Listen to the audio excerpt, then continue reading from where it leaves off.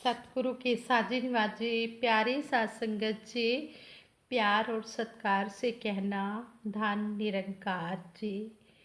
सबसे पहले सतगुरु माता जी का शुक्राना करते हैं जिनकी अपार कृपा हम सब पर हो रही है। सतगुरु माता जी का शुक्राना करते हुए दासी आप जी के चरणों में ये विचार रखने जा रहे हैं। आप जी ये विचार प्रवान करें, अगर कोई गलती हो जाए तो क्षमा करें। साथ संगत जी कहते हैं, करते हैं भला सबका इंसान जो दुनिया में, घर घर पूजे जाते इंसान वो दुनिया में। ये खलकत सारी तो खालिक ने बनाई है, जब जाना खालिक को तो समझ में आई है। इस तरह कहते हैं कि जब इस निरंकार को देख लिया जाता है, समझ आ जाती है कि सभी परमपिता परमात्मा की संतान हैं, फिर अपना भला मांगने से पहले दूसरे का ही भला मांगा जाता है कि सच्चे पातशाह सबका भला करना। जब सबका भला मांगते हैं, दूसरों के बारे में हम अच्छा सोचते हैं, तो हमारा अच्छा अपने आप ही ये प्रभु निरंकार कर देता है। ऐसे ही दासी एक स्टोरी आप जी के चरणों में शेयर करने जा रही है, आप जी परवान करना।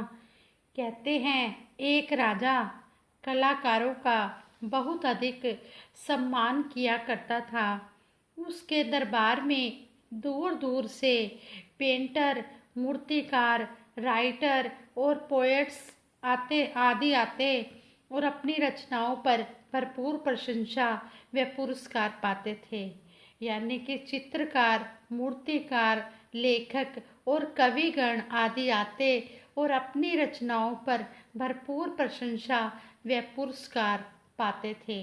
एक दिन किसी दूर स्थान से एक प्रसिद्ध मूर्तिकार राजा के पास आया।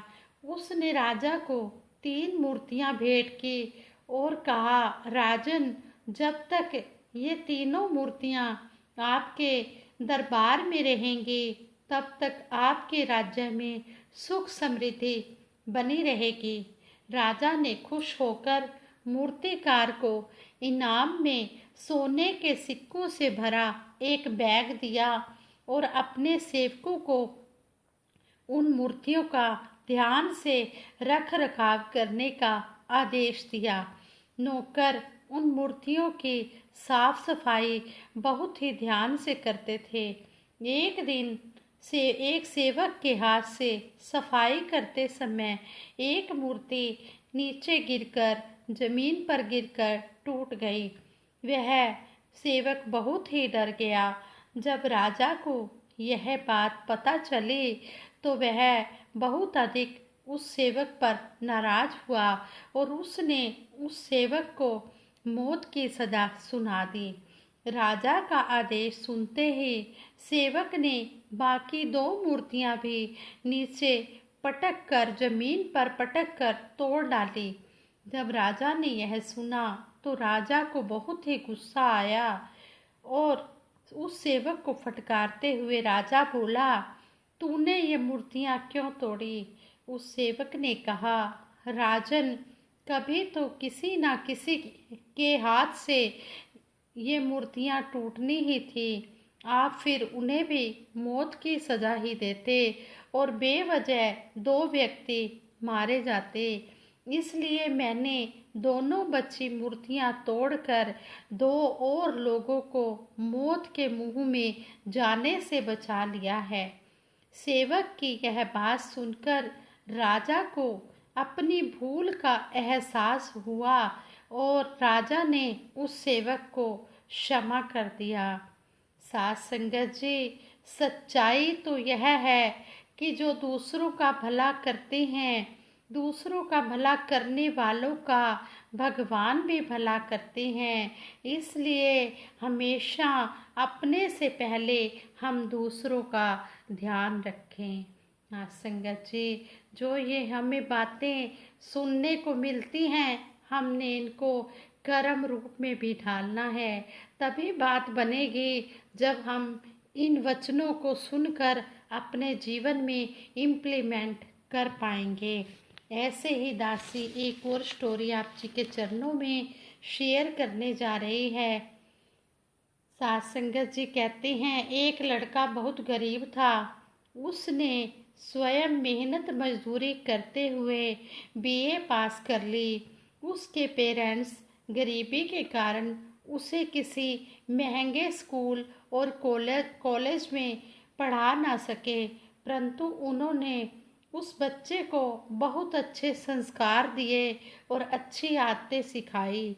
जब भी वह कहीं जॉब के लिए इंटरव्यू देने के लिए जाता तो उसकी सादगी के कारण ही उसकी सिलेक्शन नहीं हो पाती थी।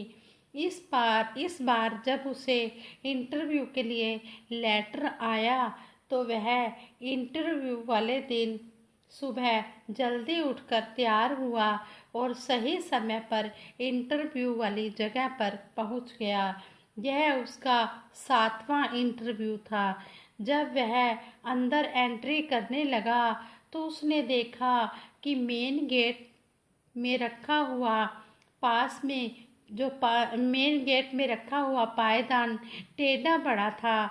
उसने फुट मैट को सही जगह पर रखा, फिर पांव पोंछे और अंदर चला गया। इंटरव्यू देने के लिए वहां और भी कई अन्य युवक आए हुए थे, जिनमें से कईयों ने बड़े बड़े कॉलेज से डिग्रियां प्राप्त की हुई थी। उस युवक को फुट मैट सीधा करते देखकर वहां बैठे अन्य युवक उसका मजाक उड़ाने लगे और जोर जोर से हंसने लगे। उनके इस व्यवहार को नज़रअंदाज करते हुए वह युवक सामने बैठे रिसेप्शनिस्ट के पास गया और उसे अपना इंटरव्यू लेटर दिखाया। रिसेप्शनिस्ट ने उसे सामने सोफे पर बैठकर अपनी बारी आने का इंतजार करने के लिए कहा। जब वह युवक सोफे पर बैठने लगा तो उसने देखा कि उस सोफे के तीनों कुशन अस्त व्यस्त पड़े थे। आदत के अनुसार उसने उन्हें भी ठीक कर दिया। रूम को सुंदर दिखाने के लिए खिड़की में विंडो में कुछ गमले रखे हुए थे, जिसमें छोटे छोटे पौधे लगे हुए थे। उसने देखा कि एक गमला कुछ टेढ़ा रखा हुआ था, जो गिर भी सकता था। अपनी हर वस्तु को सही ढंग से रखने की आदत के अनुसार उस युवक ने उस गमले को भी ठीक कर दिया। यह देखकर वहां बैठे अन्य युवक फिर हंसने लगे, पर उसने उनकी ओर कोई ध्यान न दिया। जब इंटरव्यू के लिए उसकी बारी आई तो रिसेप्शनिस्ट ने उसे सीढ़ियों से ऊपर जाने का इशारा करते हुए कहा, श्रीमान जी, आपका इंटरव्यू फर्स्ट फ्लोर पर 3rd नंबर रूम में है। जब वह सीढ़ियां चढ़ने लगा तो उसने देखा कि दिन में भी सीढ़ियों की लाइट जल रही है। ऊपर चढ़ते हुए उसने स्विच ढूंढा, वह लाइट को ऑफ कर दिया, बंद कर दिया। 3rd नंबर रूम सीढ़ियों के एकदम सामने था। बाहर एक वर्कर बैठा हुआ था। उसने उसका भी अभिवादन किया और रूम में एंट्री कर गया। वहां इंटरव्यू लेने के लिए 3 लोग बैठे थे। रूम में एंट्री करते ही उसने सामने बैठे लोगों को हाथ जोड़कर नमस्कार किया। वह चेयर पर बैठने की इजाज़त मांगी। उन्होंने उसे सामने वाली चेयर पर बैठने का इशारा किया। चेयर पर बैठने के बाद उस युवक ने अपने सर्टिफिकेट वाली फाइल को खोलकर अपने सामने रख लिया और अलर्ट होकर इंटरव्यू लेने वालों द्वारा क्वेश्चन पूछे जाने का इंतजार करने लगा। सामने बैठे व्यक्ति ने उससे कहा, बेटा, आपकी सिलेक्शन हो गई है। अब आप बताएं कि आप हमारी कंपनी कब ज्वाइन करेंगे। यह सुनकर उस युवक को बड़ी हैरानी हुई और वह पूछने लगा, श्रीमान जी, मैं कुछ समझा नहीं।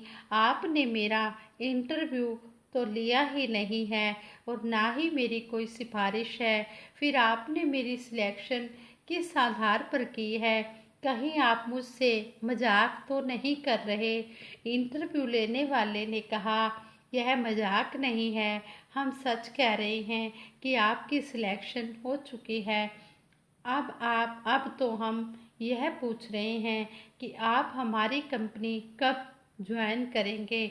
यह सुनकर उस युवक ने कहा, श्रीमान जी, आप जब कहेंगे मैं ज्वाइन कर लूँगा, लेकिन मुझे यह बताने की कृपा करें कि जब आपने मेरा इंटरव्यू ही नहीं लिया तो आपने मेरी सिलेक्शन कैसे कर ली है। यह सुनकर इंटरव्यू लेने वाले तीनों सज्जन कहने लगे, बेटा, जब से तुम इस बिल्डिंग में आए हो तब से तुम्हारा इंटरव्यू चल रहा है। इस बिल्डिंग में जगह जगह सीसीटीवी कैमरे लगे हुए हैं। जैसे ही कोई इस बिल्डिंग में एंट्री करता है तभी से उसकी हर हरकत पर हमारी नज़र रहती है। हमें ज़्यादा पढ़े लिखे व स्मार्ट लोगों की ज़रूरत नहीं है, बल्कि हम तो उन लोगों को अपने यहाँ सिलेक्ट करते हैं जो व्यवस्था के अनुसार चलते हैं और बिना बताए ही आवश्यक काम अपनी सूझबूझ से कर लेते हैं। आपके द्वारा फुट मैट ठीक से रखना, सोफे पर रखे कुशन को व्यवस्थित करना, गमले को उसकी ठीक जगह पर रखना और सीढ़ियों की जलती लाइट को बंद करना बताता है कि आप अव्यवस्था व फिजूल खर्च के विरुद्ध हो और आप हर काम को सही तरीके से करते हो। और ऐसा करने के लिए आप किसी के आदेश का इंतजार नहीं करते। आपकी हर ऐसी बात को देखते हुए हमने आपको इंटरव्यू में पूरे 100 मार्क्स दिए हैं और आप इस जॉब को पाने में सक्सेसफुल हो गए हो। आपके इस बिहेव को देखकर हमें बिलीव हो गया है कि इस जॉब के लिए सबसे अच्छे उम्मीदवार आप हो और अपनी इन अच्छी आदतों के कारण कंपनी की प्रोग्रेस में आप पूरा योगदान दोगे। बाहर जाकर रिसेप्शनिस्ट से अपना ज्वाइनिंग लेटर ले लो और कल से काम पर आ जाओ। इंटरव्यू वाले कमरे से बाहर आते हुए वह युवक रह रहकर अपने गुरु द्वारा, अपने पेरेंट्स द्वारा सिखाई गई इन छोटी छोटी बातों को याद करके उनका थैंक्स कर रहा था। जब पेरेंट्स और गुरु हमें अच्छी बातें सिखाते हैं तो उस समय तो हमें समझ नहीं आती, पर जब इसका इम्प्रेशन हमारे जीवन में प्रकट होता है तब हमें इनके महत्व का पता चलता है। यह युवक जल्दी से घर गया और सतगुरु का और अपने पेरेंट्स का आशीर्वाद लिया और अपने इस अनूठे इंटरव्यू का पूरा विवरण सुनाया। हमें यह बात हमेशा याद रखनी चाहिए कि व्यक्ति की सबसे पहली पाठशाला घर और पेरेंट्स और सतगुरु ही हैं।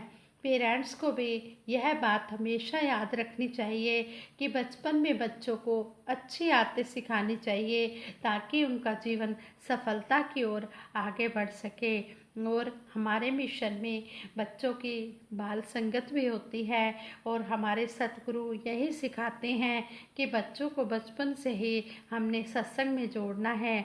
जब बच्चे सत्संग में आएंगे, अच्छे संस्कार सीखेंगे तो इससे उनका जो फ्यूचर होगा वो भी उज्जवल होगा, उनका भविष्य बहुत सुंदर बनेगा। इसलिए हमने अपने बच्चों को सत्संग में लाना है और अपने देश को, शहर को, अपने मिशन को बढ़ चढ़कर आगे से आगे बढ़ाना है और नाम रोशन करना है। इस तरह हमने अपने बच्चों को अच्छे संस्कार देने हैं। इस तरह हमें सतगुरु इतनी अच्छी अच्छी सिखलाई दे रहे हैं कि हमने कोई भी कर्म ऐसा नहीं करना जिससे कि पेरेंट्स का पेरेंट्स का सिर नीचा हो। हमने हमेशा अच्छे ही कर्म करने हैं, अच्छे ही काम करने हैं और सभी के दुख सुख में काम आना है और अच्छी अच्छी बातें सीखनी है। कभी भी किसी का हमने निरादर नहीं करना, सबका आदर करना है, चाहे छोटे हों चाहे बड़े हों। सतगुरु हमें यही सिखाते हैं कि हमने सबका आदर मान करना है, सम्मान करना है और इस तरह इन बातों को अपनाते हुए हमने अपना जीवन चलायमान करना है। सतगुरु माता जी के चरणों में यही अरदास करते हैं, सच्चे पातशाह आप जी हमें इतने अच्छे अच्छे संस्कार दे रहे हो, इन बातों को हम अपने जीवन में इम्प्लीमेंट कर पाएँ और आप जी को हम खुश रख पाएँ। सच्चे पातशाह आप जी की मुस्कान देख देख कर हमें जो एनर्जी मिलती है उसके बारे में हम बयान नहीं कर सकते। सच्चे पातशाह आप जी के चरणों में यही अरदास करते हैं, जिस तरह आप जी ने जोड़ा है इसी तरह जोड़ के रखना। संपूर्ण अवतार बानी में शहंशाह जी फरमाते हैं, मेरे बयान ने हल्फियाँ लोगों हुण मैं जमना भरना नहीं, कहे अवतार उस धर्मराज तो इस मेरी रूह ने डरना नहीं। हम कहते कि मेरे बयान ने हल्फियाँ लोगों कि मैं लिख कर दे रहा हूँ कि अब मैंने जन्मना मरना नहीं है, मेरी मुक्ति मेरे सतगुरु ने कर देनी है। लेकिन मुक्ति तभी संभव है जब हम सतगुरु के कहे अनुसार हम कर्म करते चले जाएं। जो सतगुरु हमें समझा रहा है इन बातों को हम मानते चले जाएं। सुनने सुनाने से बात बनने वाली नहीं है, बात तभी बनेगी जब वो बात अमल में होगी, जब वो कर्म में की जाएगी। साथ संगत जी, दासी से बहुत सी गलतियां हुई होंगी, ये विचार करते हुए आप जी क्षमा कर देना और सबके सुखों की कामना के लिए दासी सतगुरु निरंकार के आगे अरदास करती है। सभी ने इस अरदास में शामिल होना है। तू ही निरंकार मैं तेरी शरण हाँ, मैनू बख्श लो। तू ही निरंकार मैं तेरी शरण हाँ, मैनू बख्श लो। तू ही निरंकार मैं तेरी शरण हाँ, मैनू बख्श लो। बोलिए सतगुरु माता सुदीक्षा सविंदर हरदेव जी महाराज की जय। निरंकारी राजमाता गुरु वचन अवतार की जय। आज संगत जी प्रेम से कहना धन निरंकार।